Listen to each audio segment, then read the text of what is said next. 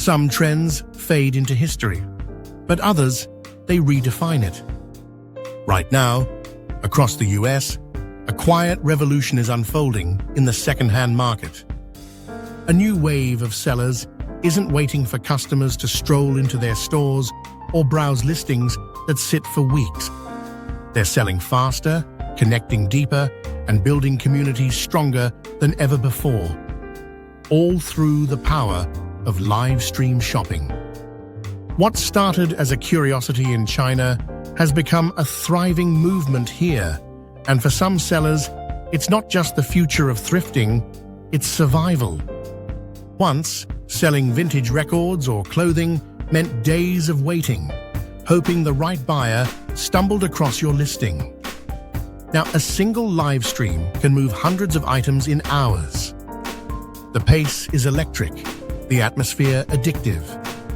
Every stream feels like a high-energy marketplace where nostalgia meets urgency, a place where your next treasured find could be just seconds away from slipping into someone else's cart. The shift didn't happen by chance. It was born out of necessity. Chris Honetschläger, owner of the Record Parlour in Hollywood, had built his business around a love of vinyland, the art of collecting. His shop was a haven for music lovers, a place to hold history in your hands. But when the pandemic hit, the music stopped. Sales in-store dropped to zero. Brick-and-mortar costs didn't vanish. Rent still needed paying. Electricity still hummed on. And Chris knew, without change, his business wouldn't survive. So he pivoted. Hard. The answer came in the form of live stream auctions, fast-paced, personality-driven events where every record, every collectible, every vintage gem found a stage. Chris partnered with Chadwick, a jazz and rock expert, to turn their shows into something more than sales. They became entertainment. You've got 7 seconds to grab someone's attention, Chris says. If you don't, they're gone.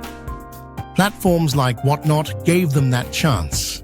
A place where the thrill of bidding replaced the long, slow grind of traditional selling. Meanwhile, Janelle Adviento, known online as @Bleumi, was writing her own chapter in this story. She began in high school, thrifting with friends when they should have been in class. Her love for vintage grew from a teenage passion into a brick-and-mortar shop, Bleumi, named after her dog.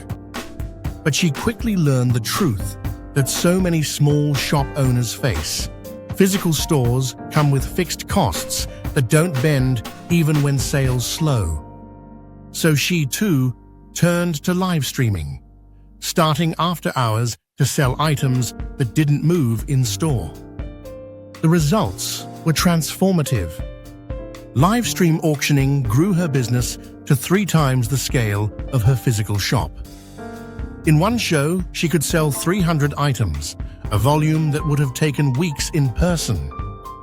She closed her brick-and-mortar entirely to focus on the live stream model full-time. This isn't just selling. It's performance. Every show is a curated experience. The chat scrolls with loyal viewers. Bidding wars erupt in the final seconds. A Miu Miu flat might climb from 1 to 51 in a frenzy of last-minute offers. And when the hammer drops, the energy spikes, because in live stream shopping, winning isn't just about buying. It's about the rush. It's also about connection. Viewers return like fans of a favorite TV series, tuning in at the same time every week because they don't want to miss the next episode. They know the sellers, they trust their taste, and they share a community with other shoppers in the chat. For many, it's as much about belonging as it is about bargains. Statistics reveal why this model works. 63% of Gen Z shoppers are buying second-hand, compared to just under half of all adults. They're driven by the hunt for unique items, the thrill of a deal, and the authenticity of vintage. but also by how they discover these pieces. And that's increasingly through social media and live stream platforms, where browsing feels more like hanging out than scrolling a store. Platforms like Whatnot and Discogs each serve a role. Discogs is a vast, open-source catalog of music history, perfect for serious collectors, but lacking the energy of live auctions. Whatnot, by contrast, is like eBay in fast-forward, condensing what could be a week-long auction into seconds. The immediacy changes the dynamic entirely. Sellers get their money faster. Buyers get their items faster. And everyone moves on to the next hunt without the dead time in between. This speed matters for small businesses. A fast nickel's better than a slow dime, Chris says. That quick turnover means sellers can reinvest sooner, replenishing stock and keeping the momentum going. The gap between finding an item and selling it has never been shorter, and in retail, that gap is survival. But live stream shopping is more than a business model. It's entertainment-based commerce, a hybrid of retail and showmanship. Sellers aren't just listing items, they're creating shows that reflect their personality, their brand, their vibe. For the Record Parlour, it's a set 3 to 5 nights a week, streaming live from their shop with music culture woven into every frame. The numbers suggest this isn't slowing down. US live stream e-commerce is projected to grow over 30% between 2023 and 2026, driven largely by social platforms like Instagram and TikTok. Niche apps like Whatnot and Tilt are also carving out dedicated communities. While there are hurdles, from integrating payment systems to building trust in influencers, the trajectory is clear. Live commerce is here to stay, and it's evolving fast. For the sellers, the rewards go beyond profit. They've built audiences who show up faithfully, week after week. Some viewers even plan vacations around visiting their favorite sellers in person. That loyalty comes from authenticity, the feeling that you're buying not just a product, but a piece of someone's world. And that's the future of thrifting. It's not just dusty shelves and hidden treasures waiting quietly for discovery. It's a stage, a community, a real-time connection between seller and buyer. It's a place where the thrill of the find is shared in the moment, with hundreds of others, where the countdown clock quickens your pulse, and where small businesses can thrive without the heavy chains of fixed location costs.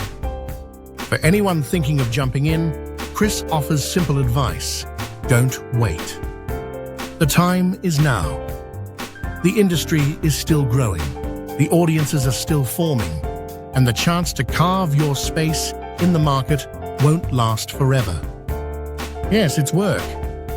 Yes, it takes consistency. But for those willing to adapt, the rewards can be transformative. The heartbeat of vintage has always been passion. Passion for history, for craft, for the stories behind every object. Live stream shopping doesn't erase that. It amplifies it. It turns every sale into a shared experience and every item into a moment. And as more sellers embrace it, the line between commerce and entertainment will blur even further. In this new landscape, the future of thrifting belongs to those who can blend the old and the new, who can honor nostalgia while embracing innovation. And for the buyers, it means the hunt is no longer confined to the thrift store aisles. It's alive, it's global, and it's just a click away.